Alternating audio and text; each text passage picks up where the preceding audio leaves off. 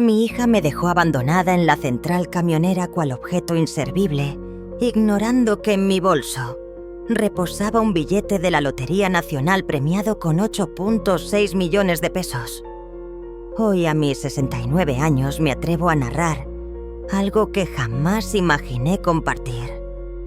Si tú también crees que aún poseemos valor, incluso superada la sexta década, escribe un sí en los comentarios y por favor regálame un me gusta y suscríbete. Unámonos para demostrar nuestra fortaleza. Meleglam, Eulalia Robledo Fernández.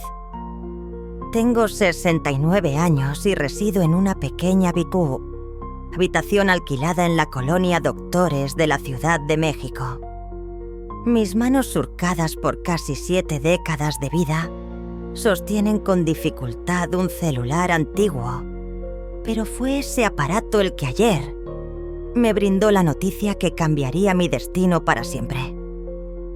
El aroma inconfundible de las tortillas recién hechas se cuela por la ventana desde la tortillería de Doña Carmen, mezclándose con el estruendo incesante del tráfico en el eje central. Mi cuarto es modesto, una cama individual, con una colcha ya desgastada, un ropero de madera que cruje con cada apertura y una mesa de plástico donde cada mañana desayuno la misma avena con leche en polvo.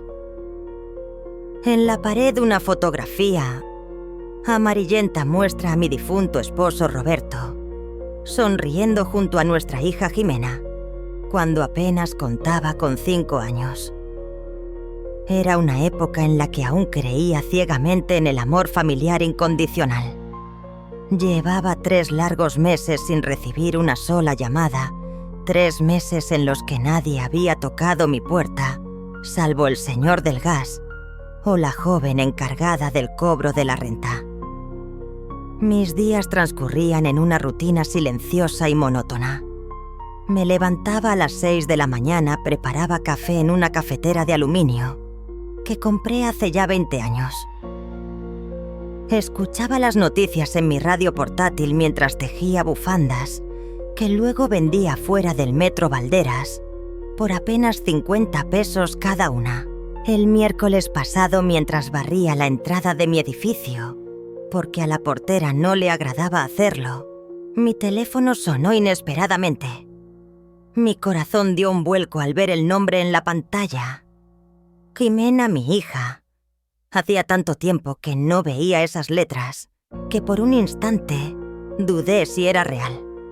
Bueno, contesté intentando que mi voz no delatara mi ansiedad.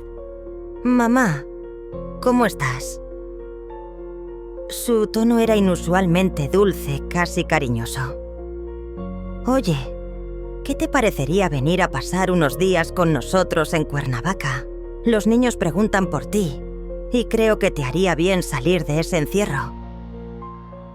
El teléfono casi se me escapa de las manos. Jimena, mi única hija, la mujer que hacía apenas unos meses me había dicho que necesitaba espacio. Después de que le pedí ayuda para pagar unas medicinas, me estaba invitando a su casa. Me estaba buscando, me estaba recordando. ¿En serio, mi hija? Murmuré sintiéndome como una niña pequeña que recibe un regalo inesperado. Claro, mamá, te paso a recoger el viernes por la mañana. Solo empaca ligero. Sí, vamos a estar como una semana. Cuando colgó me quedé paralizada en el pasillo del edificio, abrazando el teléfono contra mi pecho. Doña Carmen me vio desde su local y me gritó: «Oiga, señora Eulalia, ¿se siente bien?» Se ve muy emocionada. No le dije nada, pero le sonreí. Por primera vez en meses sonreí de verdad. Esa noche no pude conciliar el sueño. Me levanté 3 veces para revisar mi ropero, indecisa sobre qué empacar. No tenía mucho. 2 vestidos que me quedaban de la época en que Roberto aún vivía, una blusa azul que Jimena me había regalado en mi cumpleaños hacía 3 años, mis pantuflas gastadas y el suéter gris que había tejido para mí misma el invierno pasado. En una cajita de metal guardaba mis tesoros más preciados. La alianza de matrimonio que ya no me cabía en el dedo, debido a la artritis, una fotografía de mis padres en Guadalajara y un frasquito de crema hidratante que Roberto me había comprado poco antes de morir, cuando aún podía caminar hasta la farmacia. Para que siempre tengas las manos suaves, mi amor. Me había dicho ese día besándome la frente con esos labios que ya sabían a medicina y a despedida. El viernes llegó como llegan los milagros, lento al principio, luego de golpe. Me bañé con el jabón aromático que tenía reservado para ocasiones especiales. Me puse mi vestido menos deteriorado y me senté en la banqueta a esperar. A las 9:30, una camioneta blanca se detuvo frente al edificio. Era Jimena. No se molestó en bajar a saludarme, ni siquiera apagó el motor. Simplemente bajó la ventanilla y me hizo una seña con la mano. Tenía el teléfono pegado a la oreja hablando de algo que sonaba sumamente importante, con esa voz profesional que había adoptado desde que se casó con Rodrigo y se mudó a Cuernavaca. Sí, licenciado, el contrato debe estar listo para el lunes. No podemos esperar más tiempo. Cargué mi bolsa con lentitud, sintiendo cómo mis rodillas protestaban. La camioneta tenía aire acondicionado, asientos de piel y desprendía un aroma a perfume caro. En los asientos traseros iban mis nietos Sebastián, de 15 años, y Valeria, de 12. Ambos tenían audífonos puestos, absortos en sus celulares, como si fueran lo más importante del mundo. «Hola, abuelita», dijeron al unísono sin levantar la vista de sus pantallas. Durante todo el trayecto a Cuernavaca, Jimena continuó hablando por teléfono. De vez en cuando me miraba por el espejo retrovisor y me dedicaba una sonrisa, pero era una sonrisa fugaz, carente de calidez. Yo me limitaba a observar el paisaje que desfilaba tras la ventana, los cerros verdes, las casas de colores, los puestos de lotes a las orillas de la carretera. Todo me parecía hermoso porque lo contemplaba con los ojos del amor recuperado. A mitad del camino intenté romper el silencio. «Sebas, ¿cómo vas en la escuela, mijo?» Mi nieto suspiró sin quitarse los audífonos. «Bien, abuela. ¿Y tú?» «Vale. ¿Sigues jugando voleibol?» «Sí, abuela». «¿Por qué siempre hace las mismas preguntas, mamá?», le espetó Valeria a Jimena como si yo no estuviera presente. Jimena soltó una risita suave. «Ay, vale, no seas así». Pero no me defendió. «No les...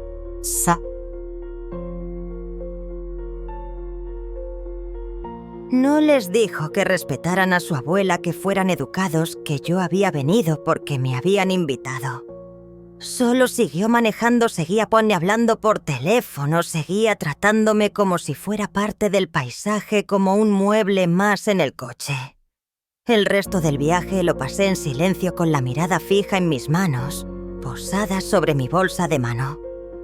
Dentro llevaba el frasquito de crema de Roberto, mi rosario, algunas medicinas para el dolor y un boleto de lotería arrugado, vestigio de hacía 2 semanas, comprado con las monedas sueltas que me quedaron tras comprar jitomates en el mercado. No entendía por qué lo había guardado. Nunca ganaba nada en esos juegos de azar. Pero el señor de la terminal me había dicho con una sonrisa pícara: «Ándele, doña, a ver si Dios se acuerda de usted». Si tan solo hubiera sabido lo que ese insignificante papel significaría para mi vida, tal vez habría prestado más atención a los números impresos. Pero en ese momento, lo único que realmente importaba era que mi hija me había recordado. Me había buscado. Después de tanto tiempo me había invitado a formar parte de su vida otra vez, aunque fuera por unos días. No sabía en mi inocencia que era la última vez que iba a mendigar amor, donde no me lo querían dar, que esa invitación era un espejismo. La casa de Jimena en Cuernavaca era todo lo que yo había soñado para ella. Cuando era pequeña, una fantasía hecha realidad.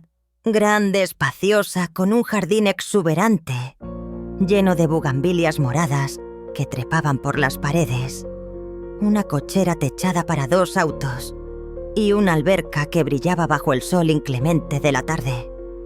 Las paredes exteriores estaban pintadas de un color durazno claro y a través de los amplios ventanales se podían ver los cerros verdes que rodeaban la ciudad, abrazándola con su manto de vegetación. Era el tipo de casa donde una abuela debería sentirse bienvenida, donde debería haber un lugar especial reservado para ella, un rincón lleno de cariño y recuerdos. Pero no fue así.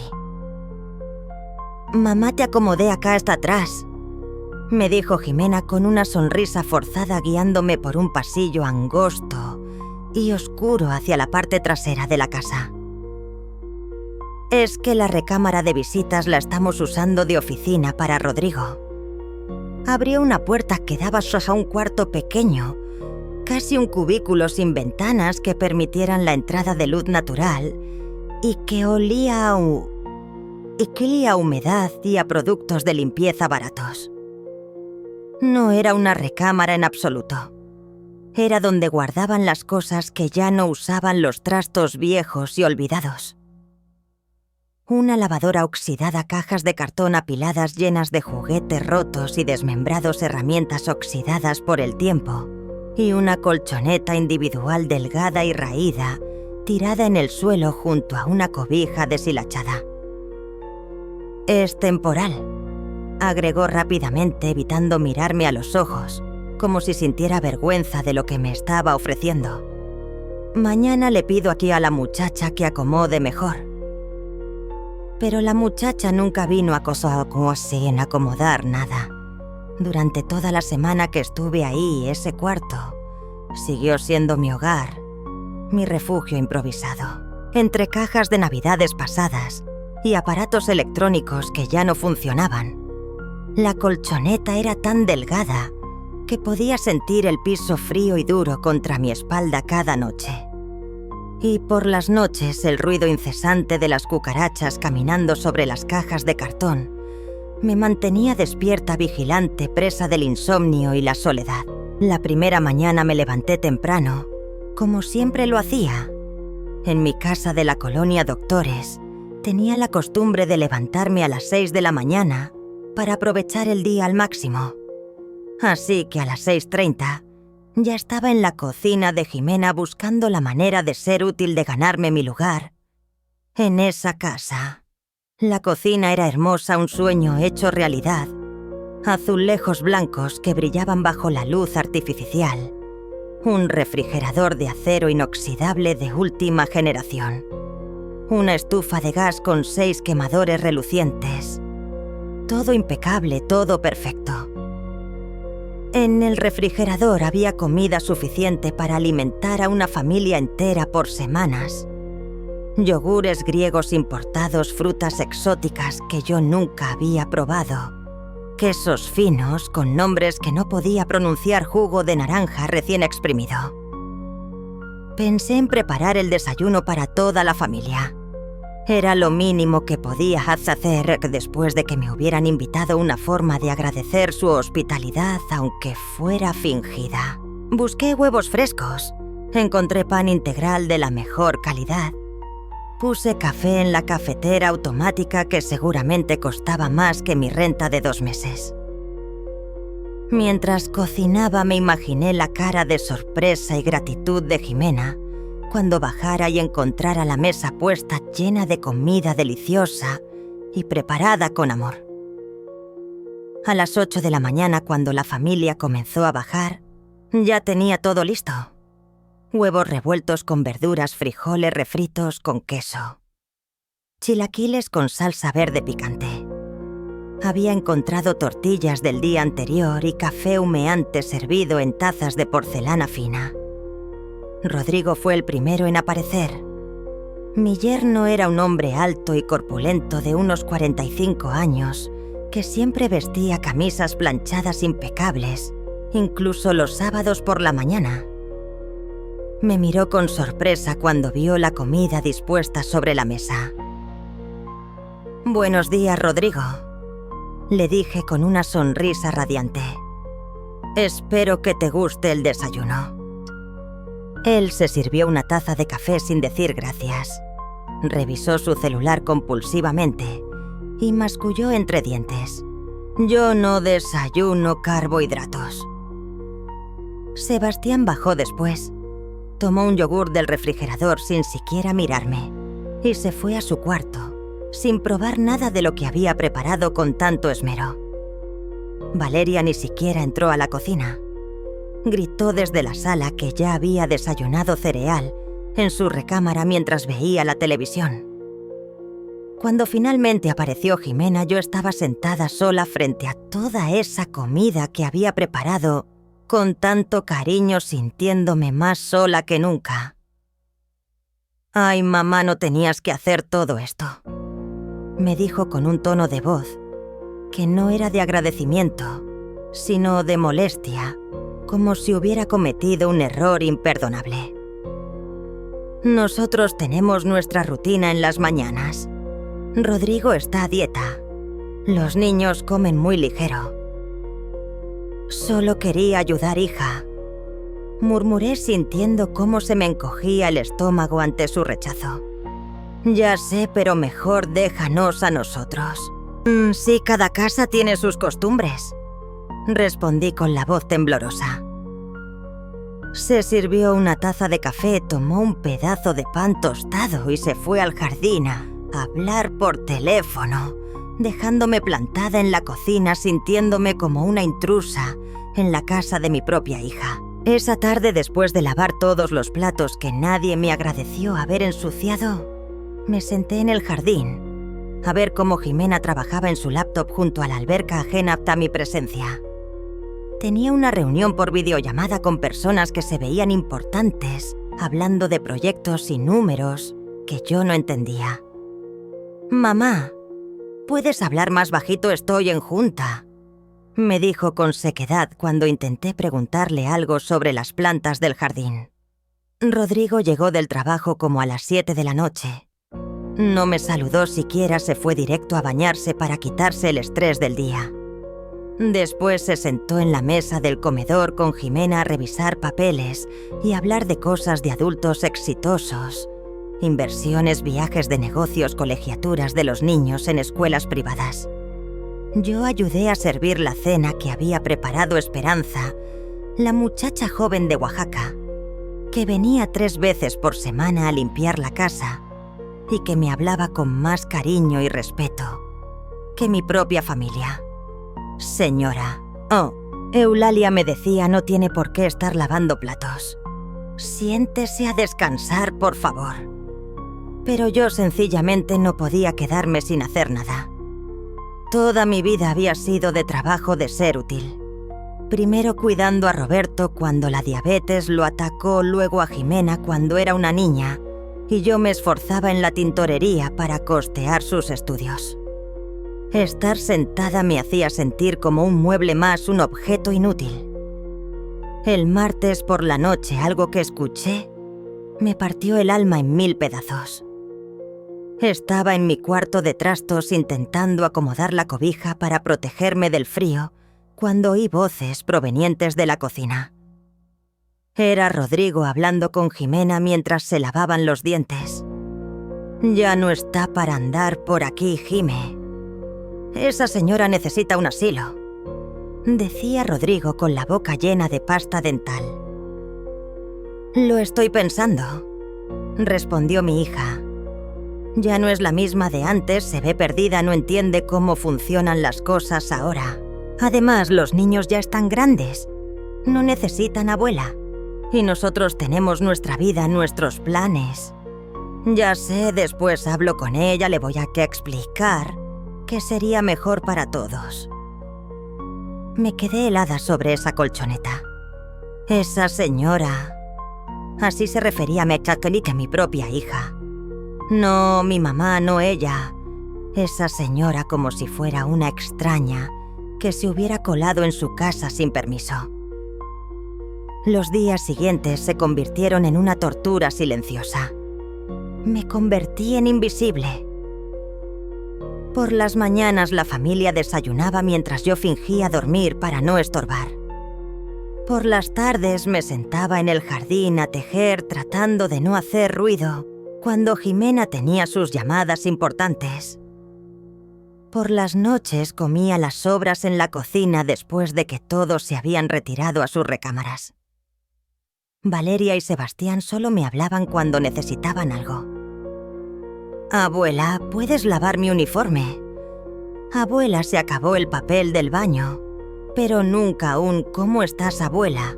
o un «Oh, qué bien que estás aquí con nosotros». Una noche Sebastián trajo a sus amigos para hacer un proyecto. Yo estaba en la sala viendo televisión cuando llegaron. Mi nieto me vio y les dijo a sus amigos: «Espérense afuera ahorita abajo. Es que está mi abuela. Y ya saben que los abuelos son estorbosos, que molestamos, que es mejor escondernos cuando vienen las visitas». El jueves por la noche, mientras todos cenaban en el comedor, hablando de las vacaciones que planeaban para Semana Santa, a Cancún. ¿Qué te parece, amor? Los niños ya conocen Puerto Vallarta. Yo me quedé en la cocina comiendo un sándwich de jamón, parada junto al fregadero. Nadie me preguntó si quería acompañarlos a cenar. Nadie me preguntó si me gustaba Cancún, o si alguna vez había ido al mar. Nadie me preguntó nada. En mi bolsa, junto al frasquito de crema de Roberto, estaba ese boleto de lotería arrucado. A veces lo tocaba sin saber por qué, como un amuleto que me recordaba que en algún lugar del mundo todavía existía la esperanza. Si hubiera sabido lo que ese papel representaba, tal vez habría tenido fuerzas para irme esa misma noche, pero entonces todavía creía que el amor de una hija valía más que todo el dinero del mundo. Me equivoqué. El viernes amaneció diferente. Había algo en el aire, una tensión que no podía explicar. Jimena se levantó más temprano que de costumbre y la escuché hablando por teléfono desde muy temprano, pero en voz baja, como si no quisiera que nadie la oyera. Yo estaba en mi cuarto de trastos doblando la cobija deshilachada, que había sido mi única compañía durante esas noches frías, cuando ella abrió la puerta sin tocar. «Mamá, levántate. Te compré boleto en helado. Te toca a las 9:20.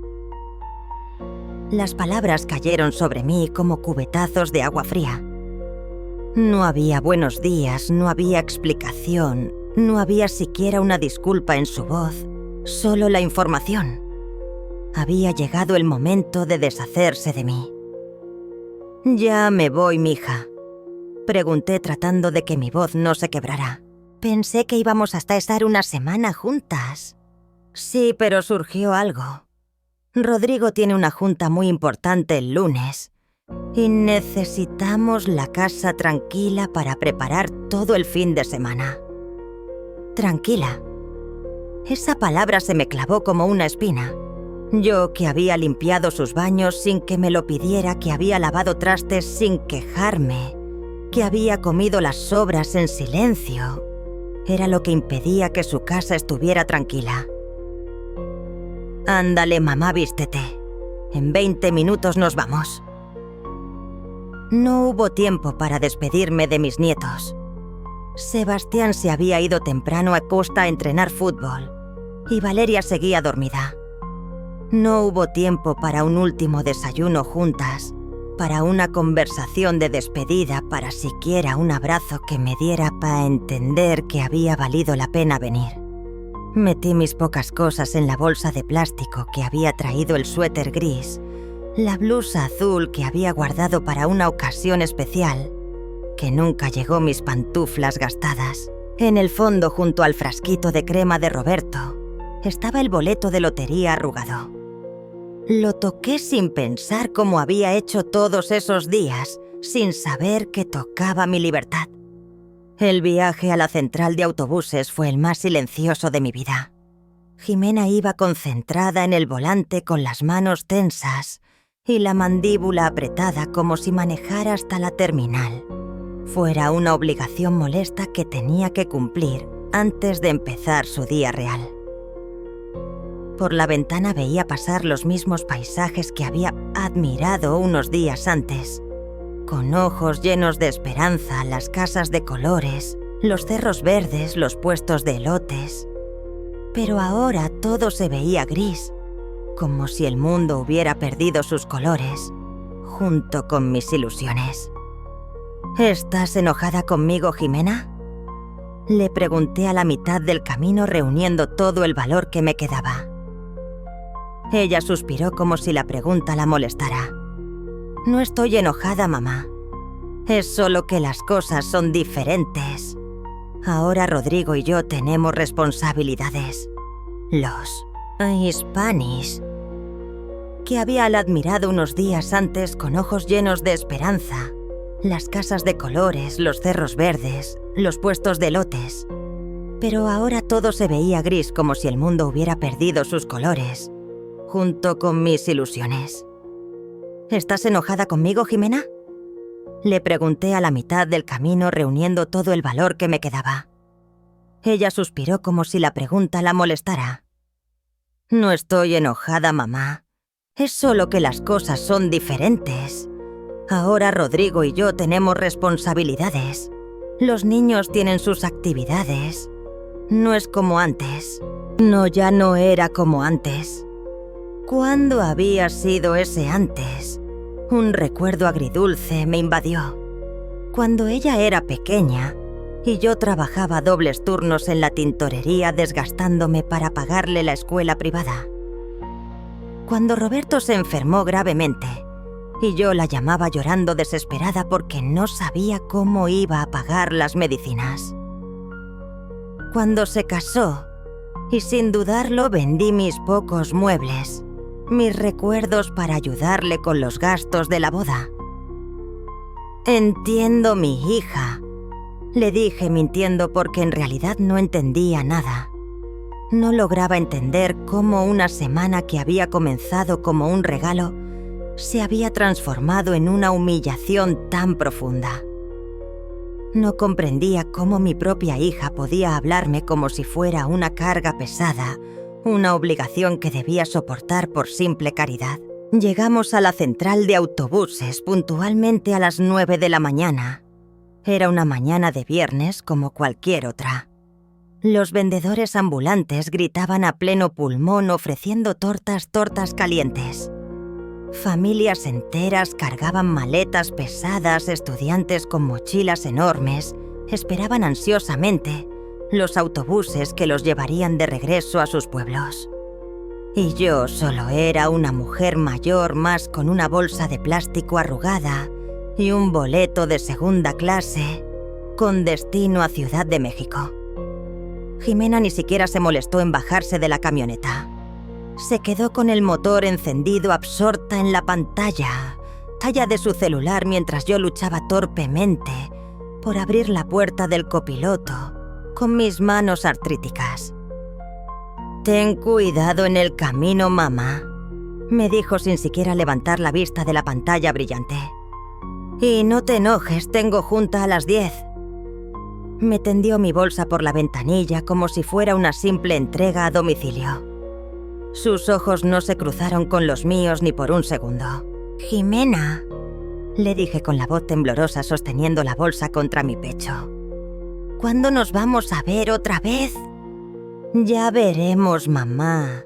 Ahorita andamos muy ocupados, pero ya te llamamos». Y se marchó sin mirar atrás, sin esperar siquiera a que entrara a la terminal, sin asegurarse de que tuviera suficiente dinero para el pasaje de regreso. La vi alejarse rápidamente por el estacionamiento en su camioneta blanca hablando de nuevo por teléfono, seguramente ya pensando en cosas más importantes que la mujer que la había parido, que había sacrificado todo por ella, que había creído ingenuamente que todavía importaba en su vida. Me quedé parada en la banqueta de la central con mi bolsa de plástico apretada entre mis manos y un hoyo negro en el pecho, donde antes había latido un corazón lleno de amor.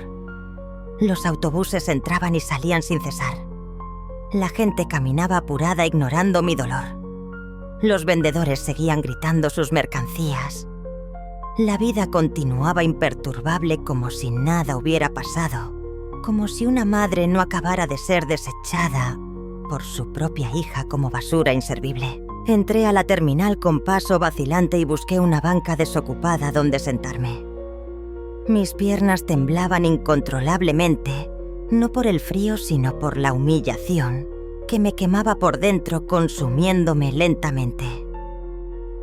Una señora mayor que vendía chicles se acercó a preguntarme si me sentía bien.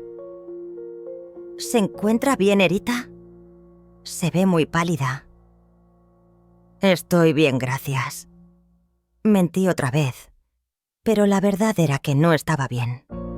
No había estado bien desde hacía mucho tiempo, solo que había estado demasiado ocupada, pidiendo migajas de amor para darme cuenta de mi propia desdicha. Saqué mi celular del bolsillo para ver la hora. Faltaban apenas 20 minutos para que saliera mi autobús. No tenía a quién llamar, no tenía con quién hablar, no tenía siquiera crédito suficiente para una llamada larga. Estaba completamente sola en el mundo y por primera vez en mi vida lo entendí con una claridad dolorosa, una certeza que me dolió más que cualquier golpe físico. Fue entonces cuando recordé el boleto de lotería olvidado. Lo había comprado hacía 2 semanas en una tiendita cerca de mi casa con las monedas que me habían sobrado después de comprar jitomates en el mercado.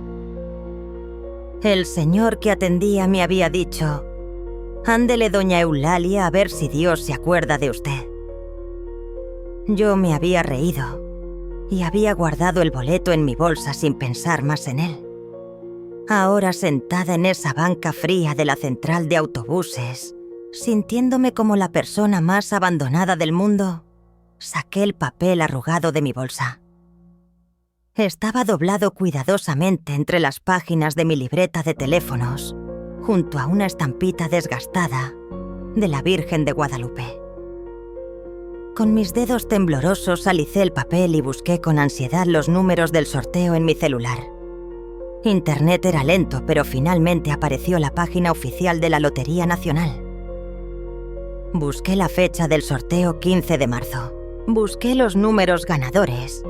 Y ahí estaban grabados en mi memoria exactamente iguales a los que tenía en mi boleto arrugado. 33147. Primer lugar, la increíble suma de 600,000 pesos. El corazón se me detuvo por un instante. Leí los números 1, 2, 3 veces. Los comparé una por una con los de mi boleto. No había error posible, no era un sueño, no era una broma cruel del destino. Había ganado 600,000 pesos. Pero extrañamente no sentí alegría. No grité, no salté de emoción como hacen en las películas. Solo me quedé ahí sentada paralizada con el papel arrugado entre mis manos, mientras una verdad terrible se abría paso en mi mente como un amanecer doloroso. Tenía en mis manos la solución a todos mis problemas económicos, la libertad que nunca había soñado tener, la independencia que me permitiría no volver a mendigar amor nunca más. Y sin embargo no tenía a nadie con quien compartir la noticia. Nadie que se alegrara sinceramente por mí. Nadie que me abrazara con fuerza y me dijera: «¡Qué maravilloso, mamá!». Nadie que entendiera realmente lo que significaba para una mujer de 69 años, que había trabajado toda su vida por centavos tener de repente más dinero del que había ganado en toda su existencia. La ironía era tan cruel que casi me hizo reír a carcajadas. Unas horas antes, Jimena me había desechado fríamente porque yo era una carga económica y emocional. Ahora yo tenía más dinero que ella y su esposo juntos, y ella no tenía ni la más remota idea. Anunciaron la salida de mi autobús. Me levanté de la banca, guardé cuidadosamente el boleto ganador en mi bolsa, junto al frasquito de crema de Roberto, y caminé con paso firme hacia la puerta de abordaje. Pero ya no era la misma mujer que había llegado esa mañana.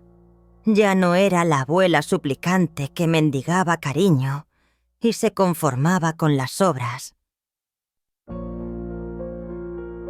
Era una mujer transformada, consciente del poder que ahora residía en sus manos, la capacidad de reescribir su destino y liberarse de ataduras pasadas. El viaje de regreso a México fue sin duda el más singular de su existencia. Ocupaba el asiento 23B con el boleto ganador portador de 600,000 pesos, oculto en un papel arrugado un secreto valioso que solo ella conocía. A su lado un señor mayor se entretenía con el periódico deportivo comentando en voz alta los resultados del fútbol. Delante una joven tecleaba sin cesar en su celular, seguramente compartiendo los detalles de su fin de semana. Detrás una familia entera debatía acaloradamente sobre el restaurante al que irían al llegar a la capital. Todos tenían a alguien esperándolos. Todos tenían a quien contarle su día, sus problemas, sus alegrías. Ella, en cambio, tenía 8 millones de pesos y ninguna alma en el mundo que se alegrara de verla llegar. El paisaje de la carretera se deslizaba por la ventana como una película a cámara lenta. Reconocía los mismos cerros, las mismas casas, los mismos puestos de frutas que había visto por la mañana, pero ahora todo se veía diferente, como si llevara unas gafas nuevas que le permitieran ver la realidad por primera vez. Durante el trayecto sacó su celular y buscó información sobre cómo cobrar premios de lotería. Las páginas web mencionaban oficinas en Ciudad de México, identificaciones oficiales, procesos que podían tardar varias semanas. También leyó sobre impuestos, sobre los porcentajes que el gobierno retenía, sobre la importancia de mantener en secreto la noticia hasta completar todos los trámites. Los ganadores de premios mayores, advertía una página a menudo, experimentan cambios dramáticos en sus relaciones familiares y sociales. Se recomienda buscar asesoría legal antes de informar a terceros sobre el premio. Cambios dramáticos en las relaciones familiares. Una silenciosa risa escapó de sus labios. ¿Qué relaciones familiares aquellas que acababan de abandonarla en una central de autobuses como si fuera un objeto inservible? Aquellas que la habían tratado como una sirvienta no remunerada durante una semana entera. Llegó a la central del norte de Ciudad de México a las 2 de la tarde. El mismo olor a diésel y comida frita, los mismos vendedores ambulantes, el mismo caos de siempre. Pero ella ya no era la misma mujer que había salido de allí una semana antes, con el corazón lleno de esperanza. Tomó el metro hasta la estación. Doctores caminó las 3 cuadras hasta su edificio. Subió los 2 pisos hasta su puerta, todo exactamente igual que cuando se había ido. La misma mancha de humedad en la pared del pasillo, el mismo olor a comida y desinfectante, el mismo ruido del tráfico filtrándose por las ventanas mal selladas. Abrió la puerta de su cuarto y se sentó en su cama individual. Puso su bolsa sobre la mesa de plástico y sacó todas sus pertenencias. El suéter gris, la blusa azul que había reservado para una ocasión especial, las pantuflas gastadas, el frasquito de crema de Roberto y el boleto ganador. Lo extendió sobre la mesa y lo volvió a leer. Los números seguían siendo los mismos. La cantidad seguía siendo real. 8.600.000 que nadie más sabía que existían. Durante 3 días no le dijo nada a nadie. No llamó a Jimena para contarle que había llegado bien. No buscó a doña Carmen para platicarle sobre su viaje. No salió a vender sus bufandas tejidas afuera del metro. Simplemente se quedó en su cuarto pensando. Pensaba en todos los años que había trabajado en la tintorería ganando 300 pesos a la semana. Pensaba en las noches que se había desvelado cuidando a Roberto, cuando el dolor de la diabetes no lo dejaba dormir. Pensaba en todo el dinero que le había prestado a Jimena a lo largo de los años, para el enganche de su casa para la colegiatura de los niños, para sus emergencias, que siempre eran más importantes que las suyas. Pensaba en todas las veces que había comido frijoles durante una semana completa, porque le había dado el dinero del mandado a su hija, cuando sus cuentas no le cuadraban. Pensaba en todas las navidades en las que ella no había recibido regalo. «¿Por qué ya estás grande para esas cosas, mamá?», mientras ella seguía dándoles dinero que no tenía para los regalos de sus nietos. Pensaba en la cara de Rodrigo cuando la había visto preparar el desayuno en la voz de Jimena, cuando le dijo: «No tenías que hacer todo esto». En los ojos de sus nietos mirándola como si fuera un mueble viejo que estorbaba en su casa perfecta. El lunes por la mañana tomó la decisión más importante de su vida. No les iba a decir nada. Buscó en internet la dirección de las oficinas de la Lotería Nacional. Quedaban en el centro histórico no muy lejos de donde ella vivía. Se bañó, se puso su vestido menos gastado, guardó el boleto ganador en su bolsa, junto con su credencial del INE y su acta de nacimiento, y salió a la calle. El edificio de la Lotería Nacional era imponente, con columnas de mármol y ventanas enormes que brillaban bajo el sol de la mañana. Adentro había oficinas con escritorios de madera oscura y empleados que se veían serios e importantes, todo muy diferente a su mundo de cuartos rentados y mesas de plástico. «Buenas tardes», le dijo a la recepcionista, una señorita joven que tenía las uñas perfectamente pintadas y un traje que probablemente costaba más que su renta de 3 meses. «Vengo a preguntar sobre un boleto de lotería». La recepcionista la mandó al segundo piso a una oficina donde un señor con lentes y bigote revisó su boleto con una lupa especial. Lo escaneó, lo comparó con bases de datos en su computadora, hizo llamadas telefónicas misteriosas. «Señora Robledo», le dijo finalmente con una sonrisa que no le había dirigido nadie en meses, «efectivamente usted es la ganadora del primer premio. Lugar del sorteo del 15 de marzo. Mis felicidades». Aquellas palabras escuchadas en voz alta solidificaron la realidad, disipando cualquier atisbo de sueño o confusión. Eulalia Robledo Fernández, a sus 69 años inquilina de un modesto cuarto en la colonia Doctores, era oficialmente millonaria. «¿Qué sigue ahora?», preguntó sorprendida por la serenidad de su propia voz. «Bueno, hay un proceso», respondió el señor. «Verificaciones de identidad, trámites fiscales, papeleos. También deberíamos coordinar una pequeña ceremonia de entrega, tomarle unas fotografías para la prensa». Eulalia le interrumpió con firmeza. «No quiero ceremonia. No quiero fotografías. No quiero que nadie se entere». El señor la miró con sorpresa. «Señora, entiendo su privacidad, pero es parte del protocolo. La transparencia en estos procesos es importante». «¿Es obligatorio?», inquirió Eulalia. «Bueno, no exactamente, pero...». «Entonces no quiero nada de eso. Solo quiero cobrar mi premio en silencio».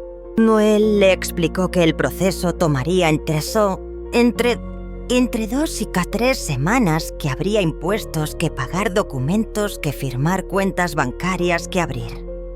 Le extendió una tarjeta con su nombre licenciado Mauricio Hernández y le solicitó que regresara el miércoles siguiente con más documentos. Esas 2 semanas transcurrieron con una extraña dualidad. Externamente la vida de Eulalia permanecía inalterada. Seguía habitando su cuarto rentado, desayunando avena cada mañana, observando el devenir de la vida tras su ventana. Sin embargo, internamente una transformación profunda se había operado. Ya no era la mujer que mendigaba atención, la abuela que se conformaba con migajas de afecto, la madre que se dejaba humillar por temor a la soledad. Era una mujer con opciones, una mujer con poder, una mujer que por primera vez en su vida no le debía nada a nadie. Durante esas semanas el teléfono sonó 2 veces. En ambas ocasiones era Jimena, su hija. «Bueno, mamá, ¿cómo estás? No me habías hablado para decirme que llegaste bien». «Llegué bien», respondió Eulalia lacónicamente. «¿Estás enojada conmigo?» «Siento mucho que se haya cortado la visita, pero ya sabes cómo es Rodrigo con sus juntas». «No estoy enojada». «Segura te oyes rara». «Todo bien por allá». «Todo bien». Las conversaciones breves, respuestas concisas. Por primera vez Eulalia no sintió la necesidad de implorar por más tiempo, más atención, más cariño. No quiso preguntar por los nietos que no la extrañaban, por la vida perfecta, que no tenía espacio para ella. «Bueno, pues luego te marco». «Sí, ahorita ando corriendo porque Sebastián tiene partido y Valeria tiene dentista». «Está bien, te quiero, ma». Eulalia colgó sin la angustia de siempre, sin la desesperación de prolongar la llamada, sin la tristeza de saber que pasarían semanas antes de volver a escuchar su voz. Por primera vez en años, el «te quiero» de su hija le sonó hueco como una frase aprendida, desprovista de significado real, como las cosas que se dicen por costumbre, no por verdadero sentimiento. Y sorprendentemente, no le dolió.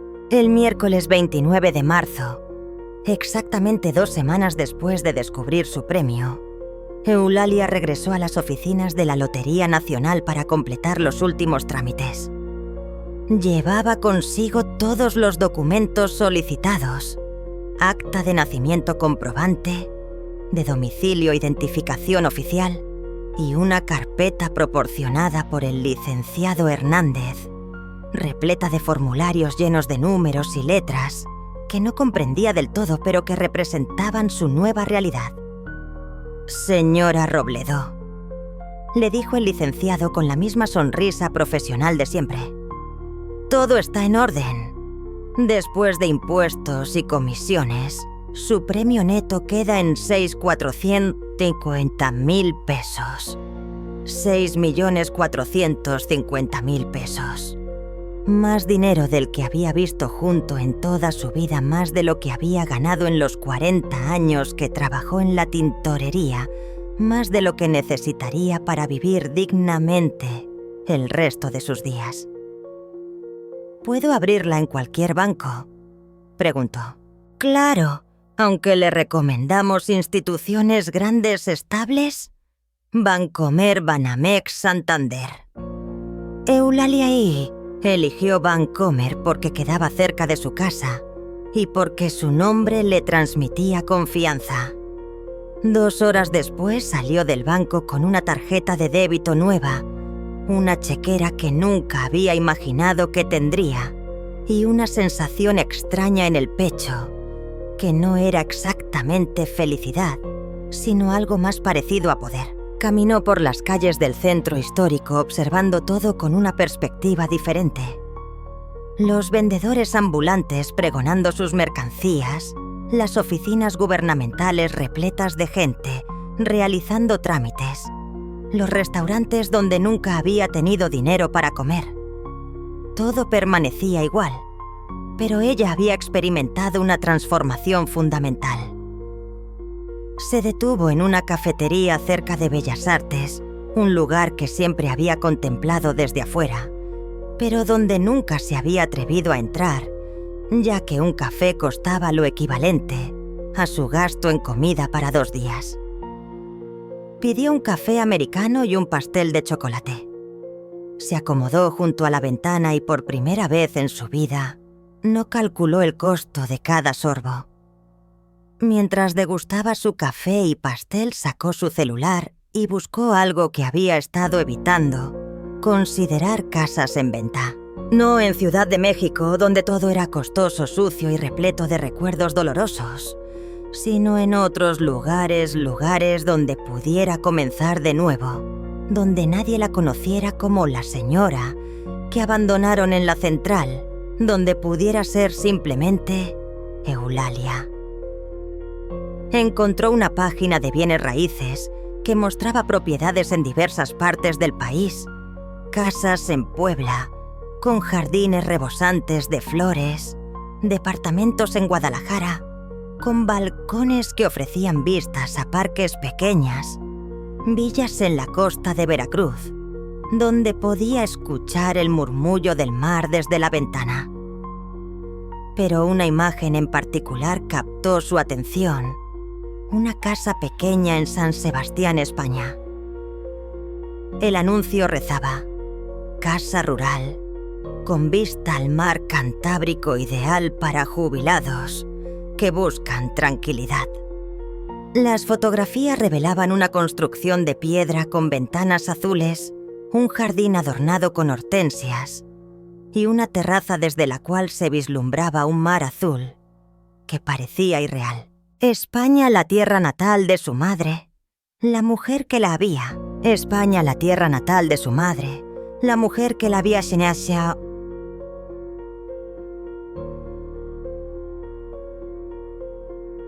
Tortillas y que le contaba cuentos sobre su pueblo cerca del mar. La mujer que había muerto cuando ella tenía 25 años, prometiéndole que algún día conocería las playas de su infancia. Algún día iremos juntas, mijita, le había dicho desde su cama del hospital con la voz ya muy débil. Te voy a enseñar la casa donde nací, el mercado donde mi mamá compraba pescado fresco, la iglesia donde me bautizaron. Ya verás qué bonito es. Nunca fueron. Primero porque no había dinero, después porque se casó y Roberto no era de viajar. Luego porque Jimena era pequeña y no podía dejarla. Más tarde porque Roberto se enfermó y necesitaba cuidados constantes. Siempre existió una razón para postergar ese viaje, para guardar el sueño de su madre en un cajón, junto con sus fotografías amarillentas y sus cartas de familiares que ya no escribían. Ahora sentada en esa cafetería del centro histórico con una cuenta bancaria que le permitía comprar lo que quisiera, se dio cuenta de que por primera vez en su vida no había nada que le impidiera cumplir esa promesa. Esa noche, en su cuarto rentado, buscó más información sobre San Sebastián. Leyó sobre su clima templado, sobre sus playas tranquilas, sobre la comunidad de jubilados españoles y extranjeros que habían elegido esa ciudad para vivir sus últimos años en paz. Investigó sobre requisitos de residencia para ciudadanos mexicanos, sobre procesos de inmigración, sobre el costo de vida, que paradójicamente era más barato que vivir en una colonia decente de Ciudad de México. También buscó agencias de viajes, vuelos directos de México a Madrid, después un tren rápido hasta el norte. Todo estaba ahí al alcance de su nueva realidad económica. Todo lo que tenía que hacer era decidirse. El jueves en la mañana, mientras tomaba su avena de siempre en su mesa de plástico de siempre, sonó el teléfono. Era Jimena. Buenos días, mamá. ¿Cómo amaneciste? Bien, mi hija. ¿Y tú? Pues ahí andamos. Oye, se me ocurrió algo. Los niños salen de vacaciones de Semana Santa la próxima semana y pensé que tal vez te gustaría venir a cuidarlos unos días. Rodrigo y yo tenemos un congreso en Cancún». Se quedó callada. Ella siguió hablando sobre horarios de comida de los niños, sobre las llaves del coche que tendría que recoger en cierto lugar, sobre la rutina de la casa que tendría que mantener. No era una invitación, era una solicitud de servicios gratuitos. Solo serían 4 días, mamá, y a los niños les haría mucho bien tener a su abuela cerca. Ya sabes cómo te quieren los niños, que no le habían dirigido la palabra en una semana completa. Los nietos que la veían como un estorbo cuando traían amigos a la casa, los mismos que habían estado presentes cuando su madre la acomodó en un cuarto de trastes y ninguno había dicho: «Abuela, ven a mi cuarto». «Oh, ¿por qué la abuela no duerme en una cama normal?» «No puedo, Jimena», dijo con una tranquilidad que la sorprendió. «¿Cómo que no puedes? ¿Tienes planes?» Por primera vez en su vida, la respuesta era sí. Sí tenía planes. Planes que no incluían ser la niñera no pagada de nietos que no la respetaban en la casa de una hija que la había tirado como basura 2 semanas antes. «Sí tengo planes». «¿Qué planes puedes tener tu mamá?» La pregunta salió con un tono de sorpresa genuina, como si fuera imposible que una mujer de 69 años tuviera una vida propia. «Planes míos», respondió sin dar explicaciones. Hubo un silencio largo al otro lado de la línea. Podía imaginar la cara de Jimena tratando de procesar que su madre, que siempre había estado disponible, que siempre había dicho que sí, a todo le estaba diciendo que no por primera vez en su vida. «¿Estás segura de que no puedes? Es solo una semana y realmente necesitamos que alguien cuide a los niños. No tenemos a quién más pedirle. No nos haría mucha ilusión que estuvieras con nosotros. O los niños están emocionados de verte». Simplemente no tenían a quién más explotar. «Estoy segura, ma», repitió. «Bueno, pues está bien. Buscaremos a otra persona. Otra persona como si fuera intercambiable, como si cualquier señora mayor pudieras hacer el trabajo que ella esperaba que hiciera gratis». «Está bien», dijo. Y por primera vez realmente estaba bien. Después de colgar, se sentó en su cama y sintió algo que no había experimentado en décadas. La libertad de decir no sin culpa, sin miedo, sin la desesperación de perder el poco amor que creía recibir. Esa tarde caminó hasta una agencia de viajes en la colonia Roma. Era un lugar pequeño pero elegante con pósters de destinos exóticos y empleados jóvenes que hablaban de paquetes todo incluido y experiencias únicas. Les explicó a una señorita muy amable que quería viajar a España, específicamente a San Sebastián, y que no tenía prisa por regresar. «Es un viaje de placer, señora». «Es un viaje de libertad», le respondió. Ella sonrió sin entender completamente, pero comenzó a mostrarle opciones. Vuelos para la próxima semana, hoteles cerca del mar, tours, para conocer la ciudad, todo lo que había sido imposible. Durante 69 años de repente se había vuelto real y alcanzable. «¿Quiere que le cotice un viaje de cuánto tiempo?», le preguntó. «Indefinido», respondió. «Quiero un boleto de ida sin regreso programado». Por primera vez en su vida no tenía que volver a ningún lugar donde no la quisieran. Los siguientes días pasaron como un torbellino de decisiones que nunca pensó que tendría que tomar. Cada mañana se despertaba con una sensación extraña en el pecho, la mezcla de terror y emoción que viene cuando tu vida entera estás a punto de cambiar para siempre.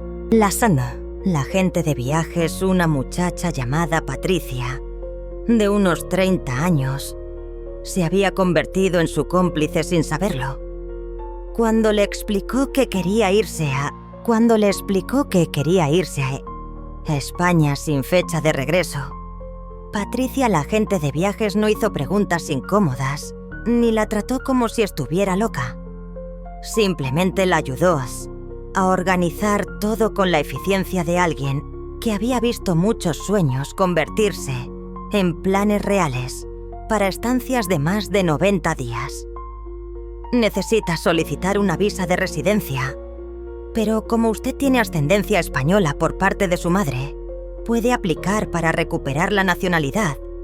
Eso le daría derecho a vivir allá, permanentemente, le explicó Patricia mientras imprimía formularios y folletos.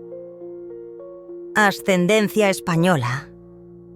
De pronto las historias que su madre le había contado sobre Santander, sobre la casa de piedra, donde había nacido, sobre los mercados llenos de pescado fresco y las misas de domingo en la iglesia del pueblo, cobraron un significado completamente nuevo.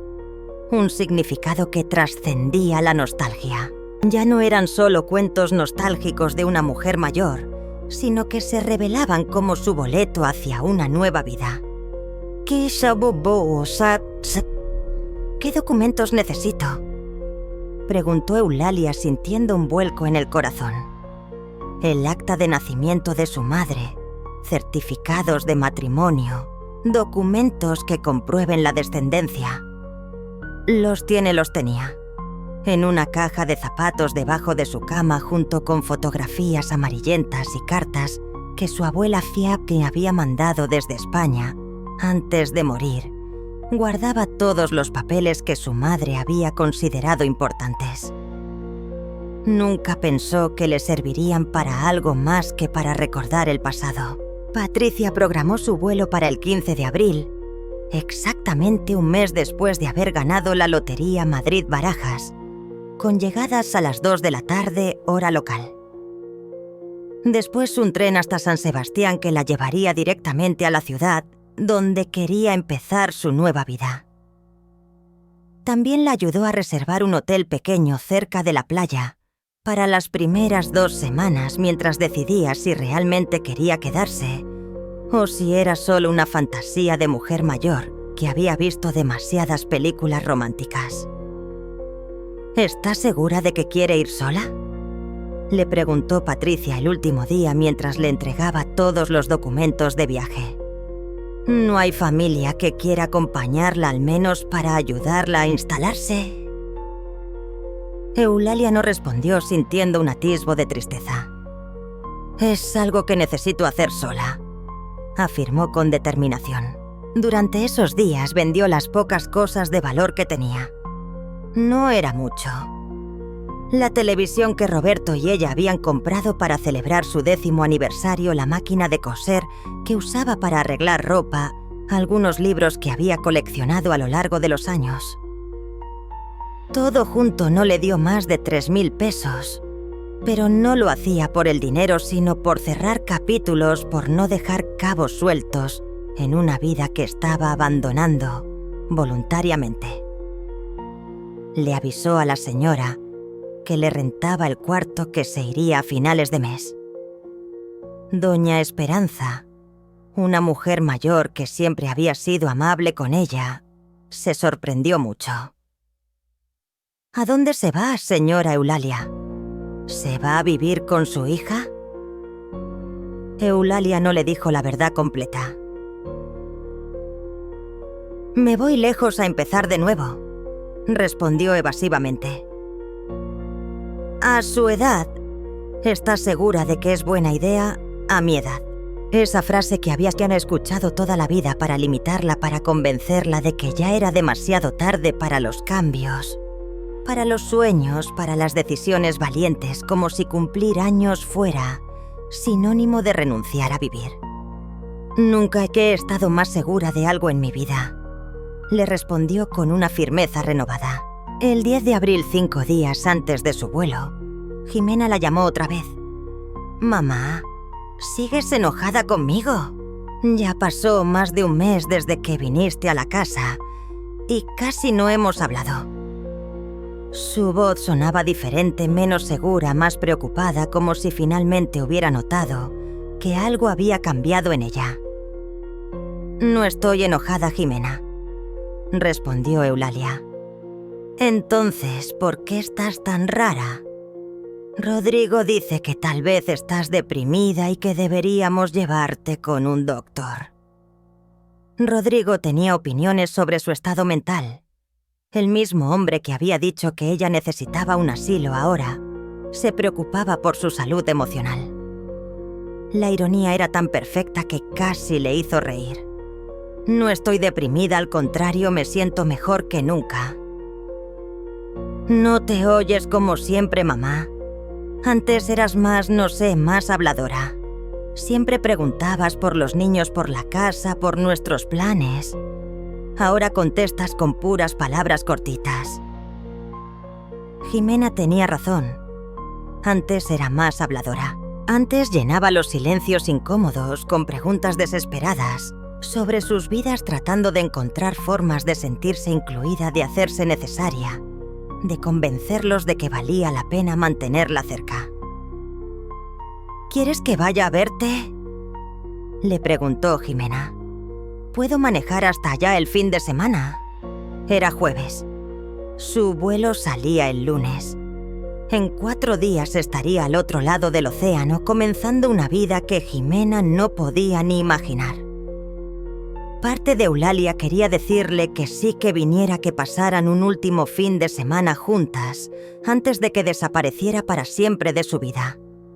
Pero la parte más sabia de ella, la parte que había aprendido a valorarse, sabía que sería un error. «No es necesario, mija. Ando ocupada estos días», respondió Eulalia. «¿Ocupada con qué? Nunca me has dicho que tengas planes o amigos o cosas que hacer».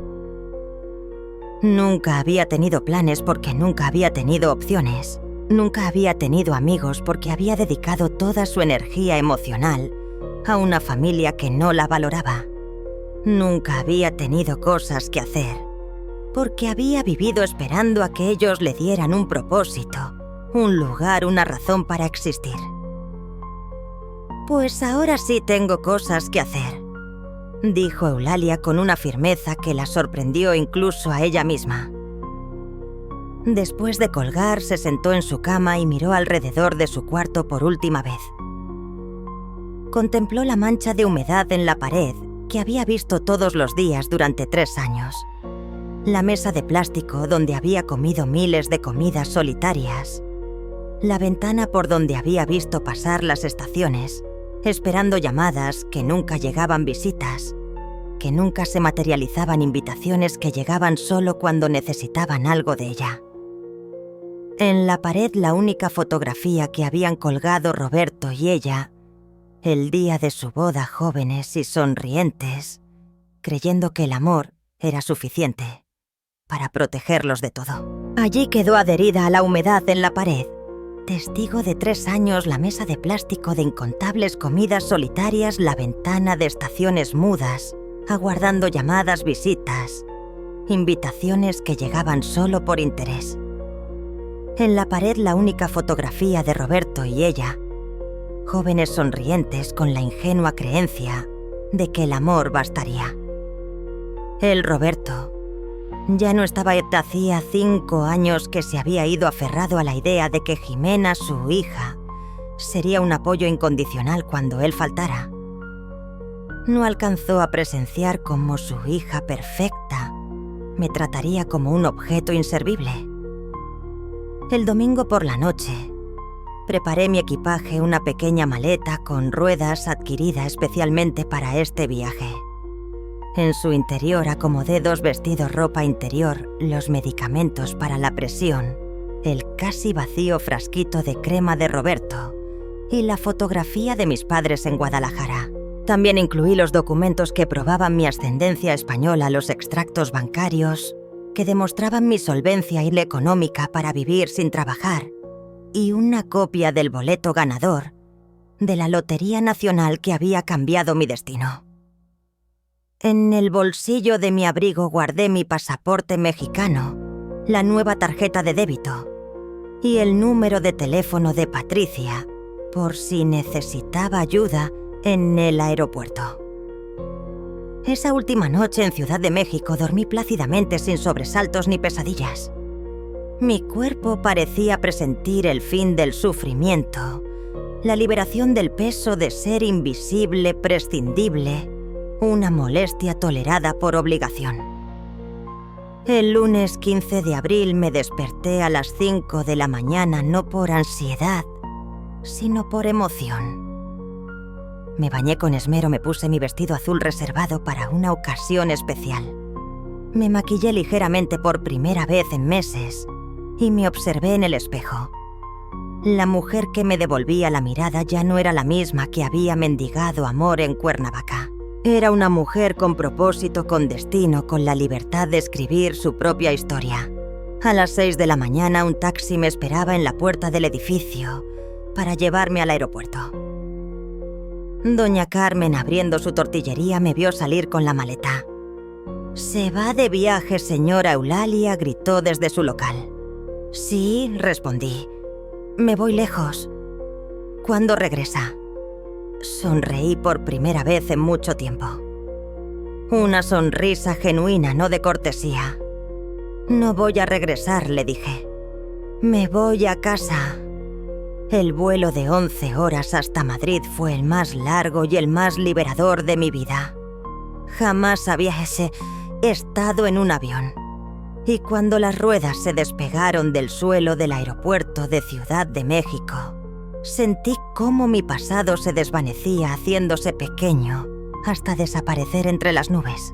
Por la ventanilla vi México alejarse, las montañas que habían enmarcado mi vida, las calles recorridas durante 69 años, la ciudad donde había sido invisible, donde había mendigado amor, donde había aceptado migajas de atención como si fueran tesoros.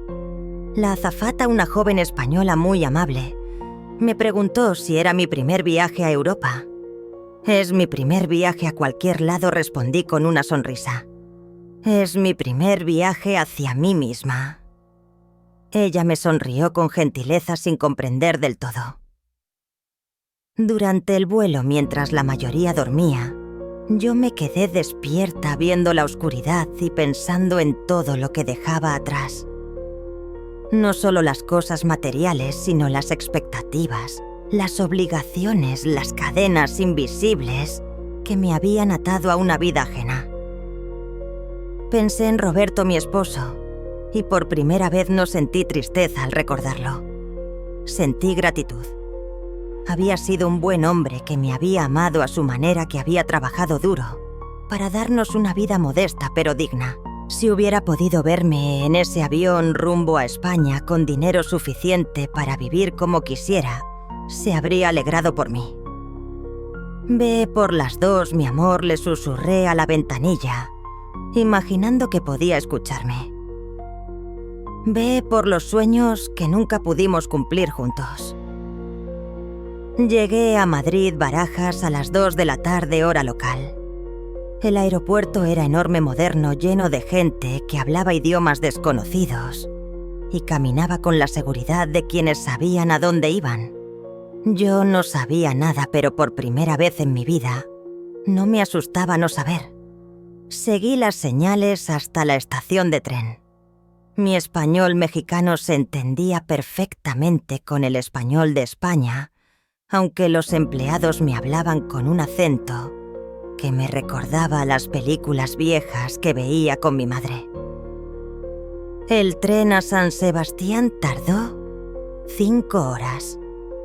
5 horas viendo paisajes de ensueño, campos verdes, hasta el horizonte, pueblos con casas de piedra y tejados rojos, montañas cubiertas de bosques. Todo era diferente a México. El color del cielo, la forma de las nubes, la luz reflejada en los ríos, era como llegar a otro planeta donde podía ser quien quisiera ser. Llegué a San Sebastián al atardecer.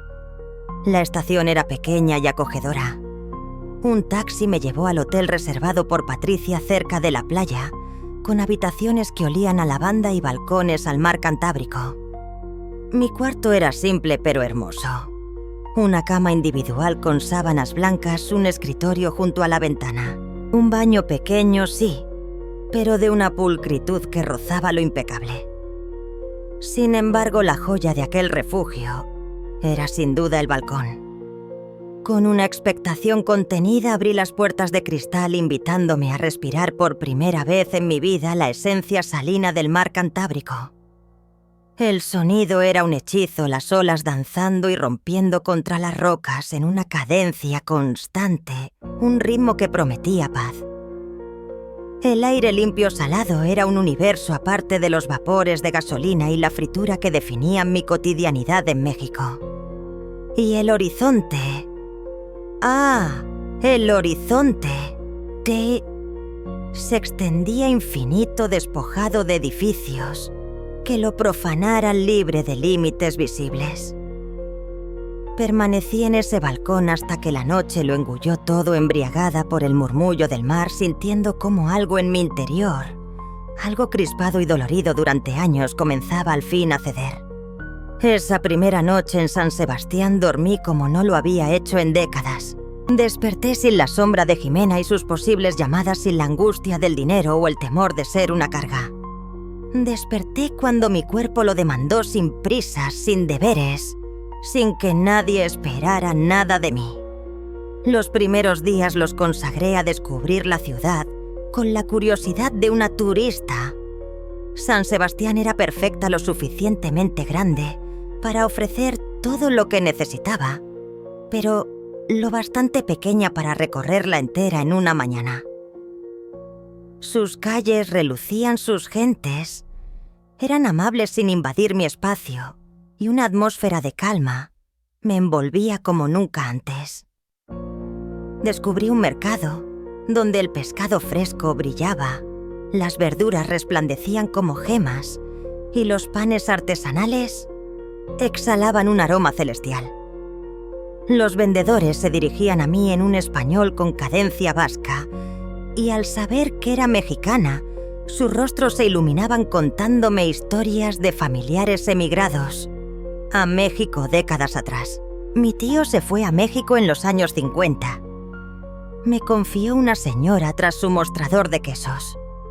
Decía que allá las mexicanas eran las mujeres más hermosas del mundo. ¿Usted de qué parte de México es? De Ciudad de México, respondí. Pero creo que mi verdadero hogar siempre estuvo aquí. Una semana después de mi llegada, supe que no quería seguir viviendo en el hotel. Anhelaba algo más permanente, un espacio que pudiera llamar mío. Busqué apartamentos en renta y encontré el ideal, un pequeño piso, en el segundo piso de un edificio antiguo con 2 habitaciones, una cocina que se abría a un patio interior floreciente, y lo más importante, una terraza con vistas al mar. La dueña, una señora mayor llamada Carmen, como Doña Carmen de la tortillería, pensé con ironía, era viuda reciente y necesitaba los ingresos del alquiler. ¿Vive usted sola?, me preguntó mientras me mostraba el apartamento.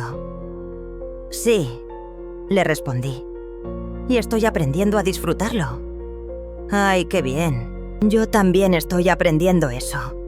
Mi marido murió hace 2 años, y todos mis hijos me insisten en que me vaya a vivir con ellos. Pero yo no quiero ser una carga. Quiero vivir mi vida como yo decida. La entendí a la perfección. Firmé el contrato de renta ese mismo día. Mudarse a los 69 años debería haber sido un trauma, pero para mí fue un renacer. Adquirí muebles sencillos pero cómodos, una mesa de madera para la cocina, sillas que no fueran de plástico, una cama digna con un colchón que no se hundiera. Por primera vez en mi vida elegí cada objeto pensando únicamente en si me gustaba, no en si podía pagarlo o si era lo más práctico. También adopté 2 perros del refugio local, Max y Luna, 2 Golden Retriever mayores abandonados por familias que ya no los querían. El empleado del refugio me advirtió que eran perros viejos y que tal vez no les quedara mucho tiempo. «Perfecto», le dije. Yo también soy vieja. Nos vamos a entender muy bien. Max y Luna se convirtieron en mis compañeros inseparables. Por las mañanas paseábamos por la playa ellos persiguiendo gaviotas mientras yo contemplaba el amanecer sentada en las rocas. Por las tardes nos instalábamos los tres en la terraza, yo con un libro y una taza de té, ellos echados a mis pies, todos en un silencio confortable. Por primera vez en mi vida el silencio no me aterraba. No era el silencio tenso de quien espera una llamada o el silencio vacío de quien no tiene con quién hablar. Era el silencio elegido, el silencio de quien por fin está en paz consigo misma. Comencé a tomar clases de pintura en acuarela en un centro cultural para adultos mayores. Nunca había tenido tiempo ni dinero para hobbies, pero ahora tenía ambos en abundancia. Mis primeras pinturas eran un desastre, pero cada semana mejoraban un poco y, lo más importante, me hacían feliz. ¿Tiene usted manos de artista?, me dijo Isabel, la profesora, después de que pinté mi primer paisaje decente del puerto de San Sebastián. Nunca había pintado antes. Nunca había tenido tiempo de descubrir qué me gustaba hacer, le respondí. También me inscribí en clases de historia del arte, en un club de lectura donde explorábamos novelas en español y francés, y en un grupo de senderismo para gente mayor. Mi vida se llenó de actividades que había elegido yo, de personas que me conocían como Eulalia la pintora, no como Eulalia la abuela abandonada. 3 meses después de llegar a San Sebastián, mientras pintaba en mi terraza, con Max y Luna durmiendo a mis pies, mi celular mexicano irrumpió con su sonido. Era un número desconocido. «Señora Eulalia Robledo», preguntó una voz joven. «Sí, soy yo.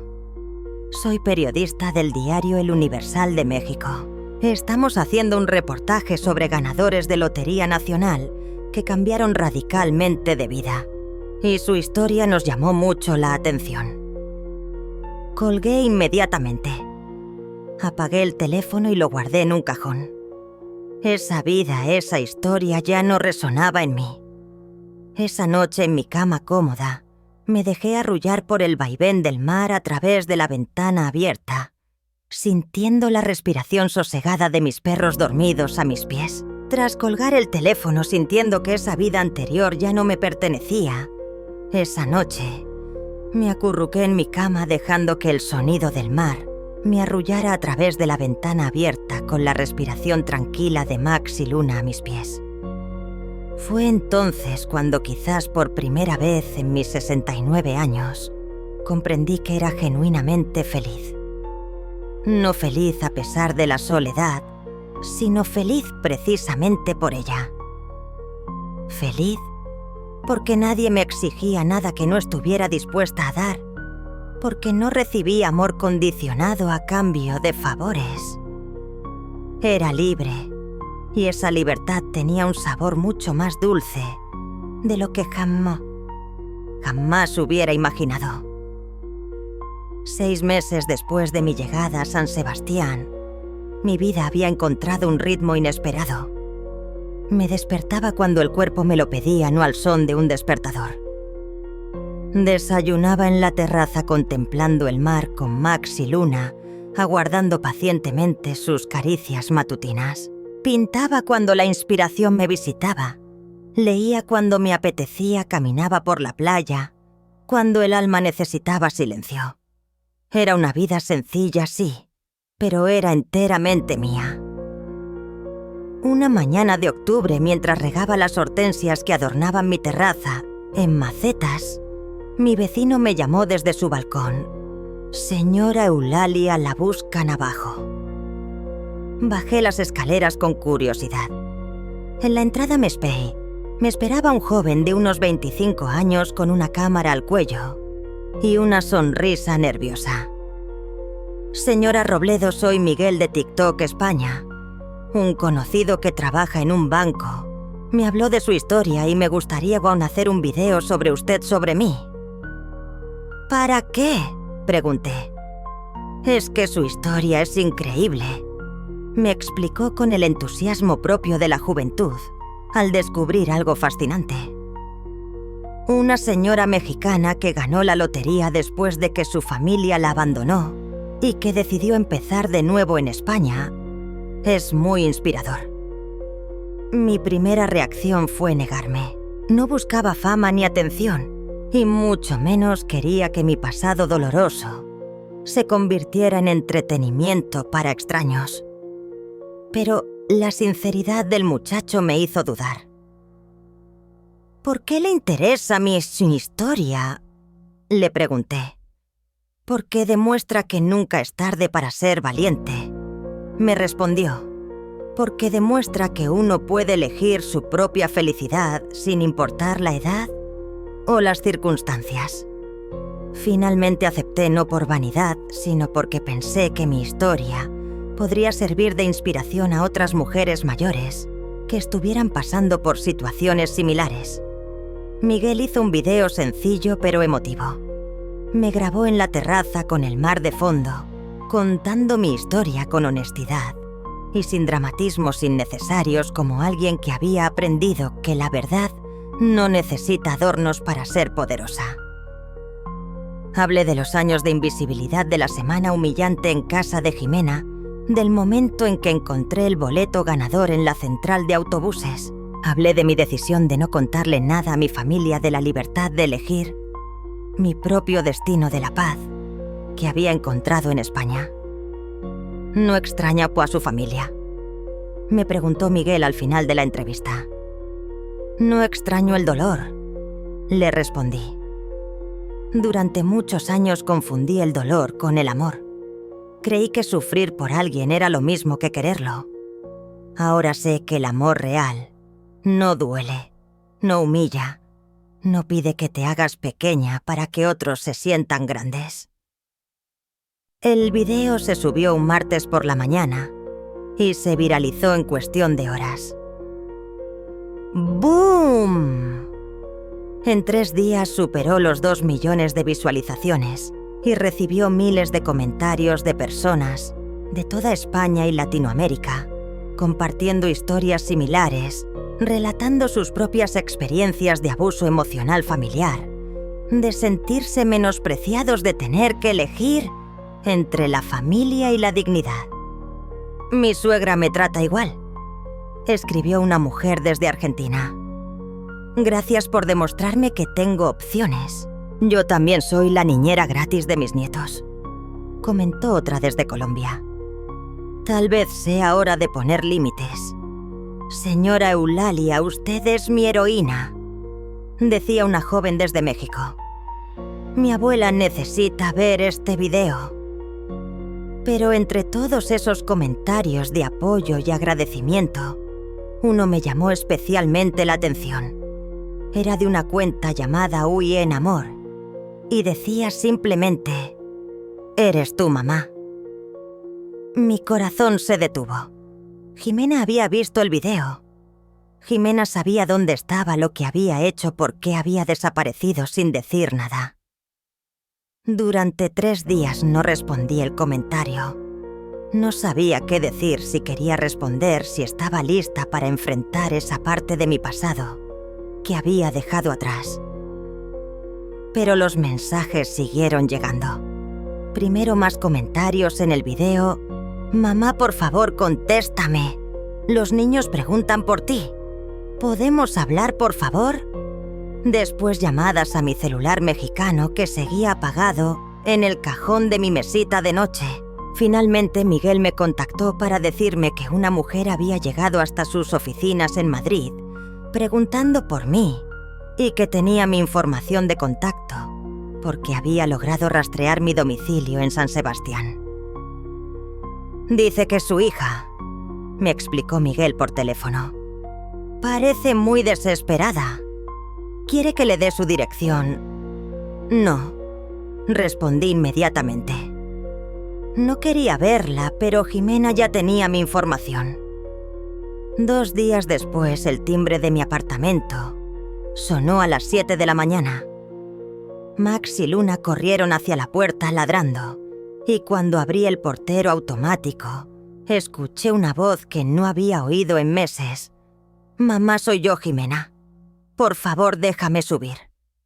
Podría usted haber fingido que no estaba haber cerrado el portero automático y esperar a que se fuera a haber mantenido la puerta cerrada entre nosotras para siempre. Pero algo dentro de mí quería enfrentar ese momento, cerrar este capítulo definitivamente con claridad, sin las dudas que acechan cuando se evaden las conversaciones difíciles. «Sube», le dije. Jimena llegó al segundo piso cargando una maleta pequeña y con el rostro hinchado de llorar. Se había cortado el pelo, tenía ojeras, y por primera vez en mi vida la vi vulnerable de verdad, no como la mujer segura y Jimena, la hija exitosa que había construido su identidad alrededor del desprecio hacia mí, llegó a mi puerta. «Mamá», me dijo con la voz quebrada al abrir, y las lágrimas resbalaron por sus mejillas, pero no la abracé. No me lancé hacia ella con los brazos abiertos como habría hecho en el pasado. Me mantuve firme en el umbral, serena, expectante. «¿Puedo pasar?», me preguntó con la mirada suplicante. «Pasa», le respondí con calma. Ella entró a mi pequeño apartamento observando con asombro cada detalle, los muebles elegidos con cariño, las pinturas que yo misma había creado, adornando las paredes, las plantas exuberantes que florecían en cada rincón, y la terraza abierta que ofrecía una vista deslumbrante del mar, brillando bajo el sol matutino. «Es hermoso», murmuró con un hilo de voz. «No sabía que te gustaran estas cosas. Nunca te interesó saber qué me gustaba». Le respondí sin rencor, enunciando simplemente un hecho. Max y Luna, mis fieles compañeros, se acercaron a ella con curiosidad, moviendo sus colas juguetonamente. Ella los acarició distraídamente mientras buscaba las palabras adecuadas. «Mamá, vine a disculparme. Vine a pedirte que regreses». «¿A qué? ¿A casa?» «A México. Con nosotros. Podemos arreglar las cosas. Podemos que...». La interrumpí con firmeza. «Volver a tu cuarto de trastos, volver a ser tu niñera gratuita, volver a comer las sobras, mientras ustedes cenan en el comedor hablando de cosas importantes». Se quedó callada, consciente de la verdad en mis palabras. «Los niños te extrañan», dijo finalmente con un dejo de desesperación. No le respondí con exaltación, sino con una calma dolorosa. «Los niños ni siquiera notaron mi ausencia. Y está bien, no es su culpa. Ustedes les enseñaron que las abuelas son muebles, que los adultos mayores son cargas que se soportan por obligación. Yo nunca...». «Sí lo hiciste, Jimena. Durante años lo hiciste, y yo te lo permití, porque tenía tanto miedo a la soledad que prefería ser invisible a ser abandonada». Un silencio denso se apoderó del espacio. Ella lloraba en silencio con el rostro inundado de lágrimas. Yo mantenía la serenidad que había cultivado en estos meses de paz. «¿Sabes por qué no te conté que había ganado la Lotería Nacional?», le pregunté con la voz suave. Ella negó con la cabeza, sabiendo instintivamente la respuesta. «Porque sabía que si te lo decía, ibas a fingir quererme. Ibas a tratarme bien porque me necesitabas, no porque me valoraras. Y yo ya no quería amor falso. Ya no quería ser querida por lo que podía dar. Te quiero, mamá. De verdad te quiero. Tal vez», le dije con una mezcla de cariño y tristeza. «Pero no sabes cómo quererme sin lastimar, sin humillar, sin convertirme en algo conveniente para tu vida». Jimena se quedó 3 días en San Sebastián, hospedada en un hotel cercano. Intentó convencerme de regresar con ella. prometió cambios que ambas sabíamos que no iba a cumplir. Lloró, se enojó. Trató de hacerme sentir culpable por abandonar a la familia, pero yo ya no era la mujer que se dejaba manipular por el miedo o la culpa. El día de su partida caminamos juntas hasta la estación de tren. Era un viaje extrañamente similar al que habíamos hecho meses atrás, hasta la central de autobuses de Cuernavaca. Pero esta vez, yo era quien tenía el control, quien decidía cuándo terminaba la conversación. «¿Nunca vas a perdonarme?», me preguntó con la voz ahogada antes de subir al tren. «Ya te perdoné, Jimena», le respondí con sinceridad. «Te perdoné el día que decidí ser feliz a pesar de todo lo que pasó. Pero perdonar no significa olvidar y no significa regresar a una dinámica que me lastimaba. ¿Qué les digo a los niños? Diles la verdad, que su abuela se fue a vivir su propia vida, que está bien, que es feliz y que los quiere desde lejos». El tren se alejó con mi hija dentro y yo me quedé parada en el andén, sintiendo algo que no esperaba: paz total, no tristeza, no arrepentimiento, no duda, solo la certeza tranquila de haber hecho lo correcto. Esa noche en mi terraza con Max y Luna, dormidos a mis pies, y una copa de vino tinto en las manos, subí una fotografía a mi perfil de redes sociales. Era yo sonriendo genuinamente con el mar Cantábrico de fondo y mis perros a mi lado. El texto decía simplemente: «No me busques donde me ignoraste, porque ahí ya no vivo». Hoy, un año después de llegar a España, puedo decir que encontré algo más valioso que 8 millones de pesos. Encontré mi propia voz, mi propio valor, mi propia definición de lo que significa una vida bien vivida. La verdadera fortuna no fue el dinero que gané, fue la libertad que me di. Camino por la playa cada mañana, pinto cada tarde, leo cada noche. Tengo amigos que me conocieron cuando ya era libre, no cuando era pequeña. Tengo una rutina que elegí, yo no que me impusieron las necesidades de otros. Y por primera vez en 70 años, cuando me miro al espejo, veo a una mujer completa, no a la mitad de una relación tóxica, no a la sombra de una familia que no me valoraba. Veo a Eulalia, artista, dueña de perros, lectora, caminante de playas, mujer, que eligió su propia felicidad. ¿Has vivido alguna vez algo parecido? ¿Conoces a alguien que haya tenido que elegir entre la familia y la dignidad? Cuéntamelo en los comentarios. Si esta historia te tocó el corazón, dale like y suscríbete al canal. Tal vez llegue a alguien que necesita escuchar que nunca es demasiado tarde para ser valiente, que nunca es demasiado tarde para elegir el respeto por encima del miedo, que nunca es demasiado tarde para encontrar la verdadera fortuna, la libertad de ser quien realmente eres.